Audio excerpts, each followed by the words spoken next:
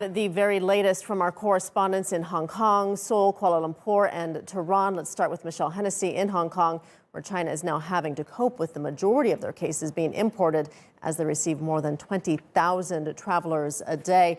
Michelle, this seems like a milestone, though, for China that Wuhan has not reported any new cases.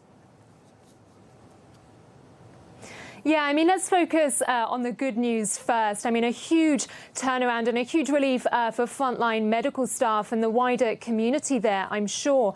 0 new local transmissions in China as a whole. And like you said, this is really a turning point, the first day this has happened since the outbreak first emerged in Wuhan. Now, Wuhan itself has been in lockdown, as we know, since January 23rd.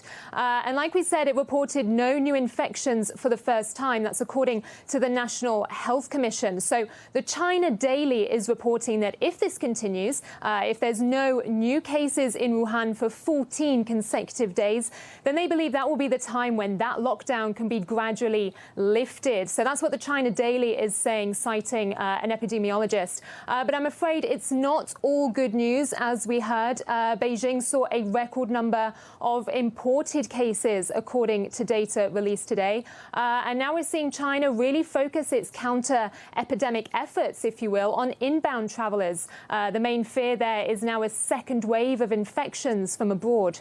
Right. So what is China doing to try to stop this, this second wave of infections, as they call it, from coming into the country? Yeah, so the new cases in Beijing are mostly travelers from Spain and Britain. Since last week, therefore, the Beijing Capital International Airport has carved out a special zone for all international flights, with all disembarking passengers required to submit to health checks. Non-transit travelers, meanwhile, are then sent to a processing venue, and then they're dispatched to designated places for compulsory 14-day quarantine.